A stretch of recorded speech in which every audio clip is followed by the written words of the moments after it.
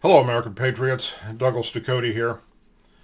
I want to take a moment and step away from politics, and this is going to be the most difficult video I've ever made. And it's probably going to show a side of me that many of you have never seen unless you're a personal friend or family member. It's going to show my vulnerability. I agonized on whether or not to do this video, and I chose to do it because I wish that I could tell the world, everybody, the good that one human being that was part of my life did. And that was my brother, Nolan Craig Ducote. 20 years ago today, I was tasked with making the decision to remove my brother from life support. It's, to this day, it's the hardest thing that I've ever done. And yet it was probably the most blessed thing that I've ever done, because he needed to be free from any and all pain and agony. He needed to be with God. It was his time. Nolan Craig Ducote was a wonderful, wonderful brother. He was my baby brother. He loved God. He was a very spiritual person. He was one with nature. He loved animals. He could literally coach a deer to walk right up to him and pet it. We have photographs of him actually doing that. It was pretty damn amazing. He loved to build campfires, especially in the wintertime. He'd sit outside at night by the campfire all night and into the wee hours of the morning. He loved WWE. He was a big wrestling fan. And he was a good brother. Growing up, our parents, Mike and Pat Ducote, did everything in their power to make sure that we had a good home, a good roof over our head, good food to eat, good clothing.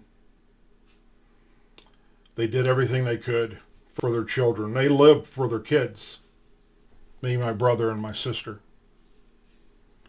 They didn't live for what happened 20 years ago today. No parent should ever have to bury their child. And that is what ended up having to happen. So I thought I would be a little vulnerable for you and show you a side of me that maybe none of you knew existed. Because I love my family. Although I have some family members that I butt heads with often, I respect them for the choices they make in their life as I move through life and try and make the right ones for myself and for my family. My brother, I often wonder what he would think about today's society. He was such a peace-loving guy. I mean, in many ways, we were complete opposites of each other. He didn't really care about politics or the news. I did. My dad did. I guess I got it from him. My mother, I don't think, cared much about it either. Today she does. She pays a lot of attention to what's happening in the world. But anyhow, my brother was born with a defect in a heart valve. And it wasn't caught until later on in life. And the doctors had said that he needed a new heart and he needed to be put on a transplant list, but he chose not to. He wanted to go out with the heart that God gave him. That was his exact words. After several years of dealing with this condition and things got worse, he did choose to get put on a heart list, a transplant list. But that time never came. I'm sharing this so that those of you that have lost a loved one, whether you've had to bury a son or a daughter, a parent, a brother or sister, maybe in me sharing my story will help you and comfort you in some way with yours.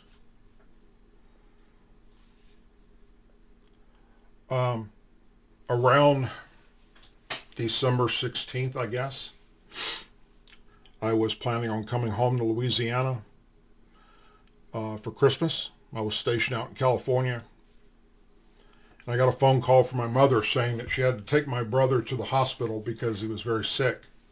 He didn't want to go to the hospital. He wanted to just stay at home in bed and sleep. He basically had a cold or flu-like symptoms, and she was concerned it was getting pretty bad and worse. And if you know anything about heart patients, when you add other complications to it, it taxes the heart a lot. And that's what was happening here. Little did we know.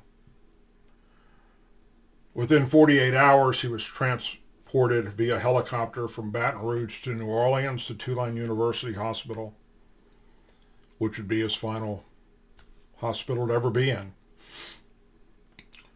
Around the 18th, I contacted the doctors and spoke to his personal heart doctor and said, how serious is this? And I remember the doctor saying that your brother will not walk out of this hospital alive. So I immediately contacted the airlines and I made arrangements for me and my two boys to immediately fly to Louisiana. And on the 19th, we did. 19th, December 2000, 20 years ago today. We arrived.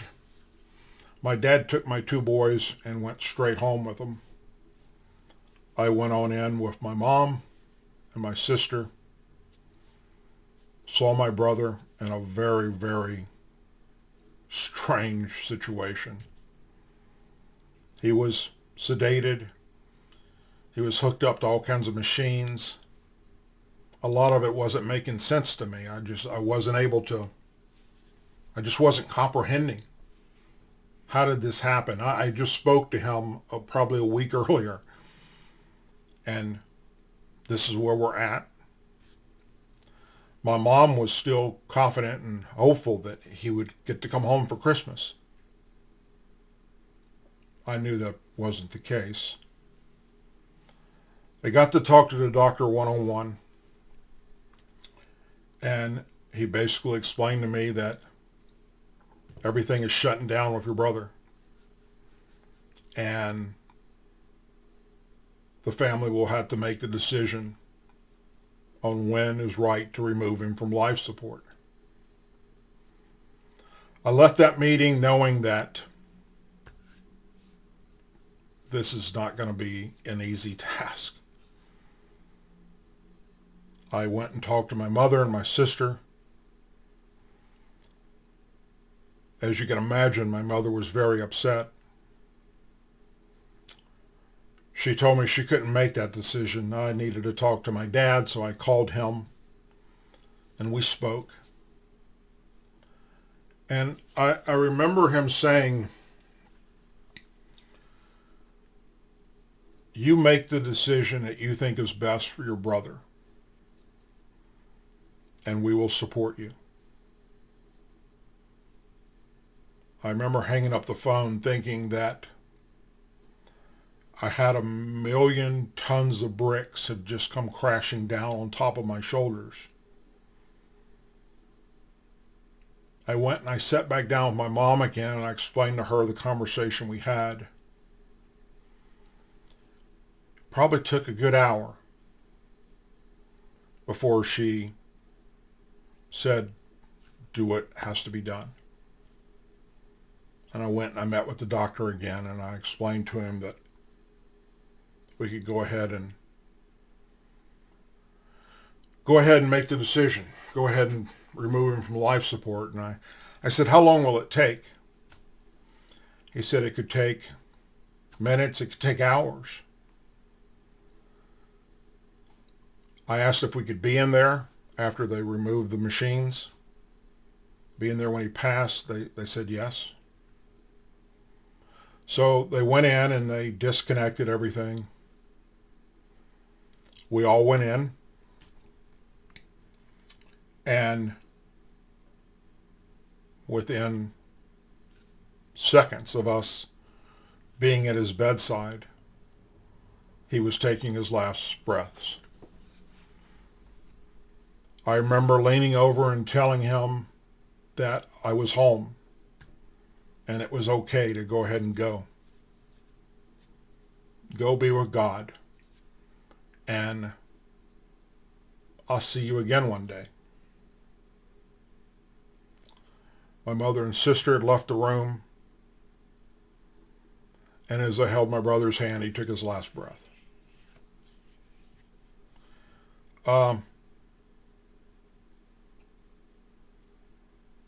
That was Christmas 2000.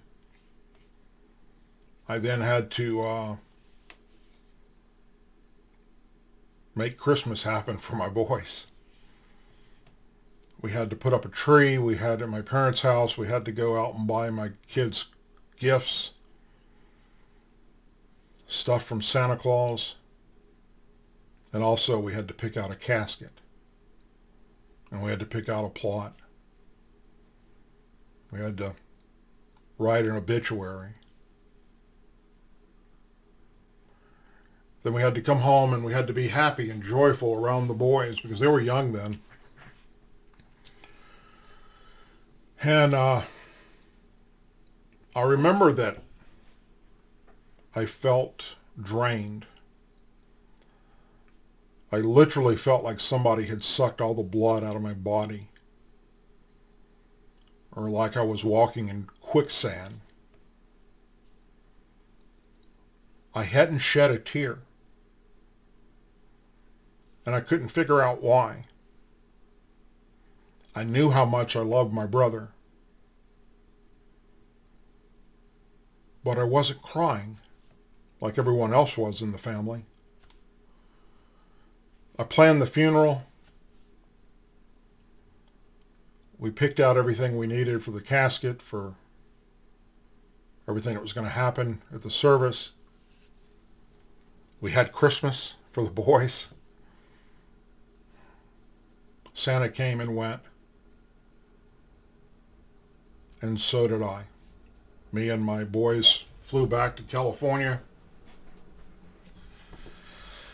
And it was probably about 3 days later that I literally broke down and lost it. I cried nonstop for what seemed like days. I realized then that God had given me strength and courage and wisdom to be able to make the decision that I had to do to support my family, to help plan all this stuff for the funeral and for Christmas. And that's why I'd felt the way I did during the week that I was home. Not a day goes by that I don't think about Nolan Craig Ducote. I have him permanently tattooed on my shoulder a memorial tattoo to him. I think about him every day. I wonder often what he would say about today's politics. He didn't care about politics, but how can you not see what's happening in the world? I wonder what he would think about what I do with my show, with my videos. Would he even watch them? Or would he just laugh? And he was a very, very simple man. So simple that probably 6 months before his passing, I was home on leave, and I told him I'd take him out to dinner anywhere he wanted to go, you name it, and let's do it. Thinking that we're going to be at a Ruth Chris's or something like that, having a nice steak and lobster. And my brother chose Waffle House. We could go anywhere, and he chose Waffle House. The Waffle House in Walker, Louisiana, right there by Interstate 12. That's the kind of simple man he was.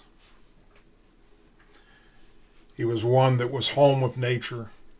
He loved animals. He loved the weather. He loved thunderstorms. He was a good man. Again, I hope that anyone that's been through this type of situation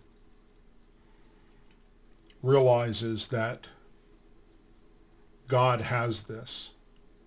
We may not understand the reasons why things are happening the way they are in our situations, no matter how painful they are. But God has us. God won't put anything on our shoulders that we can't handle. He will see us through to another day. Whether it's here on earth or it's with him in heaven. I know that one day I'll see my brother again. Just like any of you that have lost a loved one will see your loved one again. And that'll be a day of joy. I know that the biggest change in my life after my brother's passing was I no longer fear death. Not at all. Because I know that when I die, I'll be greeted by Nolan Ducote with open arms. And that's actually a day I look forward to. Although I hope to be around for many more years. I know that when my time is up, he'll be waiting on me, along with many of my friends that I've lost, and other family members. So to all of you out there that have been in similar situations, I hope that by me sharing this, it helps you a little bit, gives you a little bit of comfort to know that you're not alone. There are other people right now that are going through the same type situations. In fact, just today, I found out that a very, very good friend of mine, another veteran, his grandson was killed in a car crash. And my heart goes out to him and his family. So that's it for this video. I told you it would be different, and it sure is. As always, please say a prayer for our men and women serving the United States military, our veterans, our law enforcement officers, our first responders, our families, our angel families, our blue and gold star families, our president, our country. And if you would, please say a prayer tonight for my mom and dad. They're great people. They were great parents. And again, no parent should have to go through burying their kid. God bless each of you. Have a wonderful night. And I'll see you Tuesday night at 8 p.m. Central for another episode of the Douglas Ducote Show. God bless everyone.